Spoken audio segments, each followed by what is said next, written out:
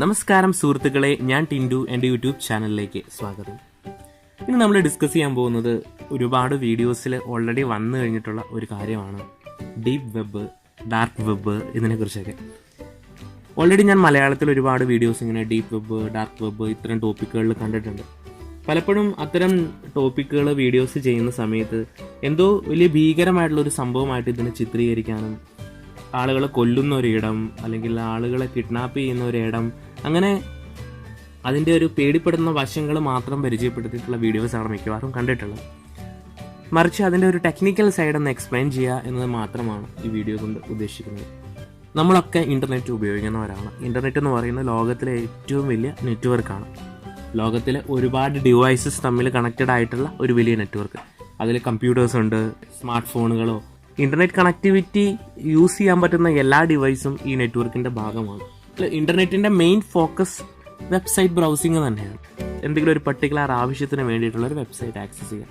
നിങ്ങൾക്ക് സാധനങ്ങൾ മേടിക്കണം, സാധനങ്ങൾ മേടിക്കാനുള്ള കുറേ വെബ്സൈറ്റുകൾ അവൈലബിൾ ആണ്. ആമസോൺ ഉണ്ട്, ഫ്ലിപ്കാർട്ട് ഉണ്ട്, അങ്ങനെ കുറേ സൈറ്റുകളുണ്ട്. അതല്ല, നിങ്ങൾക്ക് സോഷ്യൽ നെറ്റ്വർക്കിങ്ങിന് വേണ്ടിയിട്ട് മറ്റുള്ള ആളുകളുമായിട്ട് കണക്റ്റഡ് ആവാൻ വേണ്ടിയിട്ടാണെന്നുണ്ടെങ്കിൽ നിങ്ങൾക്ക് ഫേസ്ബുക്ക് പോലെ, ഗൂഗിൾ പ്ലസ് പോലെ, ട്വിറ്റർ പോലെയുള്ള സോഷ്യൽ നെറ്റ്വർക്കിംഗ് സൈറ്റ്സ് ഉണ്ട്. അങ്ങനെ ഓൾമോസ്റ്റ് എല്ലാ കാര്യത്തിനും നമുക്ക് വെബ്സൈറ്റുകൾ അവൈലബിൾ ആണ്. സോ നമ്മൾ കാണുന്ന ഇൻ്റർനെറ്റ് അല്ലെങ്കിൽ ഇൻ്റർനെറ്റിൽ പബ്ലിക്കലി വിസിബിൾ ആയിട്ടുള്ള കണ്ടന്റ് വളരെ കുറവാണ്. അതിൽ നമ്മുടെ ഇൻ്റർനെറ്റാണ് ഈ കാണിച്ചിരിക്കുന്നത്. നമ്മുടെ ഈ കാണിച്ചിരിക്കുന്ന ഇൻ്റർനെറ്റിൻ്റെ അകത്ത് നമ്മൾക്ക് കാണാവുന്ന അല്ലെങ്കിൽ നമുക്ക് ആക്സസിബിൾ ആയിട്ടുള്ള പബ്ലിക് ആയിട്ടുള്ള ഏരിയ ആണ് ഈ മുകളിൽ കാണുന്നത്. ഇതിനെ സർഫസ് വെബ് എന്നാണ് പറയുന്നത്. സർഫസ് വെബ്, അതായത് നമ്മൾ കാണുന്ന google.com. എനിക്ക് നേരെ പോയിട്ട് google.com എന്ന് അടിച്ചാൽ ഗൂഗിളിൻ്റെ സൈറ്റ് വരുന്നു. yahoo.com എന്ന് അടിച്ചാൽ യാഹൂവിൻ്റെ. ഇതൊക്കെ സർഫസ് വെബാണ്. ഇത് പബ്ലിക്കലി വിസിബിൾ ആണ്. അതായത് നമുക്കൊരു സെർച്ച് എഞ്ചിൻ്റെ സഹായത്തോടെ കണ്ടുപിടിക്കാവുന്ന രഹസ്യ സ്വഭാവങ്ങളൊന്നുമില്ലാത്ത പബ്ലിക്കലി ആക്സസിബിൾ ആയിട്ടുള്ള എല്ലാം സർഫസ് വെബാണ്. ഇപ്പോൾ നമ്മൾ സാധാരണ ഒരു വെബ്സൈറ്റ് കണ്ടുപിടിക്കുന്നത് എങ്ങനെയാണ്? ഒരു ഗൂഗിൾ സെർച്ചിൻ്റെ സഹായത്തോടെയാണ്, അല്ലേ? നമ്മൾ ഗൂഗിളിൽ പോകുന്നു, അവിടുന്ന് പോയിട്ട് സെർച്ച് ചെയ്ത് നമുക്ക് വേണ്ട സൈറ്റോ കാര്യങ്ങളൊക്കെ കണ്ടുപിടിക്കുകയാണ് ചെയ്യുന്നത്. എൻ്റെ പേര് സെർച്ച് ചെയ്യുകയാണ്. എൻ്റെ പേര് സെർച്ച് ചെയ്യുന്ന ടൈമിൽ എൻ്റെ വെബ്സൈറ്റിൻ്റെ റിസൾട്ട് വന്നു. എൻ്റെ വെബ്സൈറ്റിൻ്റെ റിസൾട്ട് ഇവിടെ വരണോ വേണ്ടയോ എന്നുള്ളത് എനിക്ക് തീരുമാനിക്കാം. ഓക്കെ, അതായത് ഗൂഗിൾ സെർച്ച് ചെയ്യുന്ന സമയത്ത് എൻ്റെ സൈറ്റ് ഡിസലോ ചെയ്യുന്നില്ല. ഗൂഗിളിൻ്റെ സെർച്ചിനെ അലോ ചെയ്യുന്നില്ല. ഗൂഗിളിൽ നിന്ന് എൻ്റെ വെബ്സൈറ്റിനെ ഹൈഡ് ചെയ്ത് വെച്ചേക്കുകയാണെന്നുണ്ടെങ്കിൽ എൻ്റെ സൈറ്റ് ഈ സെർച്ച് ടേമിൽ വരില്ല എന്നുള്ളതാണ്. അപ്പോൾ എൻ്റെ രഹസ്യ സ്വഭാവമുള്ള ഒരു സൈറ്റ് ആണെന്നുണ്ടെങ്കിൽ, ഉദാഹരണത്തിന് ഇല്ലീഗലായിട്ടുള്ള എന്തെങ്കിലും ഒരു ആക്ടിവിറ്റി നടക്കുന്ന സൈറ്റാണ്, അല്ലെങ്കിൽ ഇല്ലീഗലായി എന്തെങ്കിലും സാധനങ്ങൾ, വെപ്പണൊക്കെ വിൽക്കുന്ന ഒരു സൈറ്റാണ്, അങ്ങനെയാണെങ്കിൽ ഒരിക്കലും ഞാനത് പബ്ലിക്കിൽ വരാനായിട്ട് ആഗ്രഹിക്കില്ല.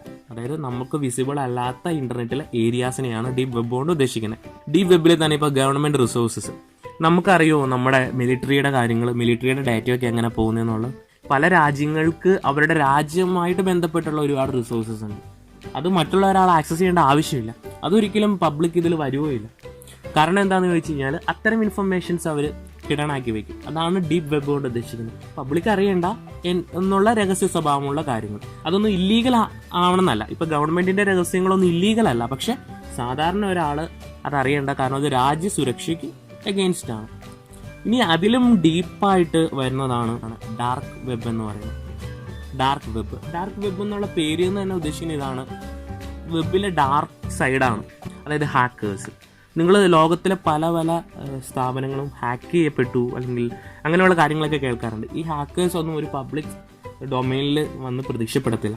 അവരുടെ ആക്സസ് ചെയ്യുന്ന ഏരിയ എന്ന് പറഞ്ഞാൽ ഡാർക്ക് വെബാണ്. ഈ ഡാർക്ക് വെബിൻ്റെ പ്രത്യേകത എന്ന് പറഞ്ഞാൽ അവിടെ എല്ലാം അനോണിമസ് ആയിട്ടായിരിക്കും ആളുകൾ വർക്ക് ചെയ്യുന്നത്. അനോണിമസ്, അതായത് ഇപ്പോൾ ഞാനിവിടെ നിൽക്കുകയാണ്. അപ്പം എൻ്റെ മൈ IP അഡ്രസ്സ് എന്ന് നമ്മൾ ഗൂഗിൾ ചെയ്ത് കഴിഞ്ഞാൽ എനിക്ക് എൻ്റെ IP അഡ്രസ്സ് അറിയാൻ പറ്റും.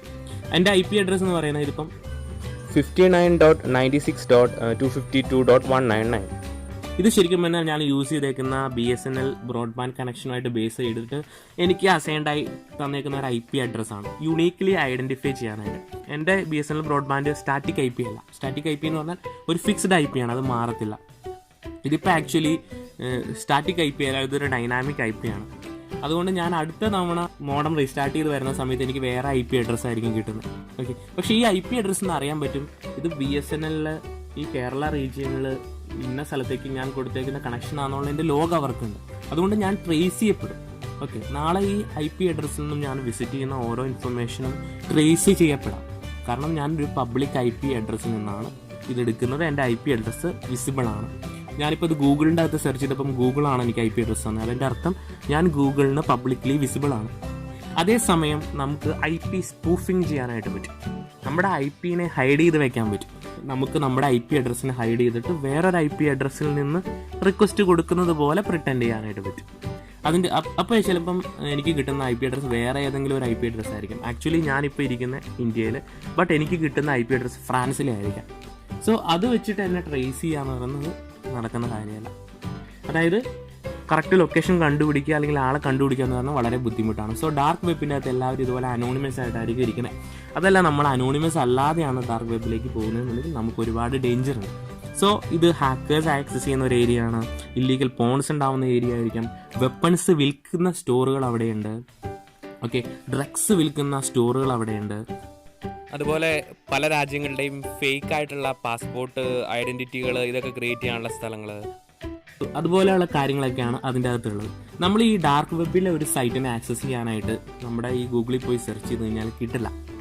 സോ പബ്ലിക്കിന് ഒരു തരത്തിലും ആക്സസ് ഇല്ലാത്ത വളരെ പ്രൊട്ടക്റ്റഡ് ആയിട്ടുള്ള ഒരു ഏരിയ ആണ് ഈ ഡാർക്ക് വെബ് എന്ന് പറയുന്നത്. ഇപ്പോൾ അതെങ്ങനെയാണ് അതിൻ്റെ ഡിസൈൻ എന്ന് മനസ്സിലാക്കണമെന്നുണ്ടെങ്കിൽ നമ്മുടെ ഒരു വെബ്സൈറ്റ് അഡ്രസ്സ് അടിച്ചു കഴിയുമ്പം എന്താ സംഭവിക്കുന്നതെന്ന് നമുക്ക് നോക്കണം. ഇപ്പം ഞാൻ കമാൻഡ് പ്രോംപ്റ്റ് എടുക്കുകയാണ്, ping.google.com. പിങ് എന്ന കമാൻഡ് യൂസ് ചെയ്യുന്നത് നമ്മുടെ സെർവറിലേക്ക് ഒരു റിക്വസ്റ്റ് കൊടുക്കും. പിങ് എന്നുള്ള കമാൻഡ് കൊടുക്കുമ്പോൾ അപ്പോൾ അതിൻ്റെ IP അഡ്രസ്സാണ് ഇവിടെ വിസിബിൾ ആയിട്ട് കാണുന്നത്. അതായത് നമ്മുടെ സെർവർ ആക്റ്റീവ് ആണെന്ന് നമുക്കറിയാം. അതാണ് അതിൻ്റെ ഉദ്ദേശം. നമ്മളിവിടെ google.com എന്ന് കൊടുത്ത പാടെ ഇവിടെ 172.217.163.174 എന്ന് പറഞ്ഞൊരു നമ്പർ നമ്മൾ കണ്ടു. ഇതാണ് google.com ഹോസ്റ്റ് ചെയ്തിരിക്കുന്ന IP അഡ്രസ്സ് എന്ന് പറയുന്നത്. അതായത് ഈ പേരിനല്ല, മറിച്ച് ഈ IP അഡ്രസ്സിനാണ് ഇമ്പോർട്ടൻസ്. ഓക്കെ, അതായത് ഞാനിപ്പോൾ ഈ IP അഡ്രസ്സ് കോപ്പി ചെയ്യാം. ഇവിടെ കൊണ്ടുപോയി ഞാനിത് പേസ്റ്റ് ചെയ്ത് എൻ്റർ അടിച്ച് കഴിഞ്ഞാൽ എന്ത് സംഭവിക്കും നോക്കാം. google.comൻ്റെ സൈറ്റിലേക്ക് പോയി. ഓക്കെ, അതിനെന്ത് മനസ്സിലാക്കാം. google.com എന്ന് കൊടുക്കുന്നതും ഗൂഗിളിൻ്റെ IP കൊടുക്കുന്നതും സെയിം എഫക്റ്റ് ആണ്. ഇന്റർനെറ്റിൽ ഒരിക്കലും പേര് വെച്ചിട്ടല്ല, മറിച്ച് IP അഡ്രസ്സ് വെച്ചിട്ടാണ് എന്തിനേയും ഐഡന്റിഫൈ ചെയ്യുന്നത്. എൻ്റെ കമ്പ്യൂട്ടറിനായിക്കോട്ടെ, ഗൂഗിളിൻ്റെ കമ്പ്യൂട്ടറിനായിക്കോട്ടെ, ഫേസ്ബുക്കിൻ്റെ അവിടെയുള്ള മെഷീൻ ആയിക്കോട്ടെ, എല്ലാത്തിനെയും IP അഡ്രസ്സ് വെച്ചിട്ടാണ് ഐഡന്റിഫൈ ചെയ്യുന്നത്. പക്ഷേ നമുക്ക് നാളെ സെർച്ച് ചെയ്യണതിന് google.com എന്ന് കൊടുക്കുന്നതിന് പകരം ഇത്രയും വലിയ നമ്പർ ഓർത്തെടുത്ത് കൊടുക്കുക എന്ന് പറയുന്നത് അത് ഇമ്പോസിബിൾ ആണ്, അല്ലേ? അതുകൊണ്ടാണ് നമ്മൾ ഇത്തരം നമ്പേഴ്സിന് പകരമായിട്ട് നമുക്ക് എളുപ്പത്തിൽ ഓർത്തിരിക്കാൻ പറ്റുന്ന ഇത്തരം പേരുകളിൽ സൈറ്റുകൾ രജിസ്റ്റർ ചെയ്യുന്നു. yahoo.com, google.com, നമുക്കത് ഓർത്തെടുത്ത് എൻ്റർ ചെയ്യാനായിട്ട് പറ്റും. ആക്ച്വലി സംഭവിക്കുന്നത്, ഞാൻ google.com എന്ന് കൊടുത്താലും ഇന്റേണലി അത് ഈ IP അഡ്രസ്സാണ് വെച്ചാണ് വർക്ക് ചെയ്യുന്നത്. അപ്പോൾ നമ്മൾ google.com എന്ന് കൊടുത്താൽ അതിൻ്റെ IP അഡ്രസ്സ് ഇതാണെന്നും yahoo.com എന്ന് കൊടുത്തു കഴിഞ്ഞാൽ അതിൻ്റെ IP അഡ്രസ്സ് ഇതാണെന്നൊക്കെ എങ്ങനെ അറിയും സിസ്റ്റം? ടെലിഫോൺ ഡയറക്ടറിയുടെ അതേ കൺസെപ്റ്റിലാണ് ഇത് പ്രവർത്തിക്കുന്നത്. സോ ടെലിഫോൺ ഡയറക്ടറിയിൽ നമ്മൾ പേരെഴുതുന്നു, പേരിൻ്റെ ഒപ്പം നമ്മൾ ഫോൺ നമ്പർ എഴുതുന്നു. അപ്പോൾ നമ്മൾ എന്ത് ചെയ്യും? നേരെ പോയിട്ട് പേര് കണ്ടുപിടിക്കും. പേര് കണ്ടുപിടിച്ചാൽ പേരിൻ്റെ നേരെ ഫോൺ നമ്പർ എഴുതി വെച്ചിട്ടുണ്ട് എന്ന് പറയുന്ന പോലെ ഇതിൻ്റെ അകത്ത് നമുക്കൊരു രജിസ്റ്റർ ഉണ്ട് വെബ്സൈറ്റുകളെ കണ്ടുപിടിക്കാൻ വേണ്ടിയിട്ട്. സോ ഈ കൺസെപ്റ്റ് നമ്മൾ ഇതിൻ്റെ അകത്ത് ഫോളോ ചെയ്യുന്നത് DNS എന്നാണ്. DNS എന്ന് പറഞ്ഞു കഴിഞ്ഞാൽ ഡൊമൈൻ നെയിം സിസ്റ്റം എന്നാണ് അതിൻ്റെ അർത്ഥം എന്ന് പറയുന്നത്.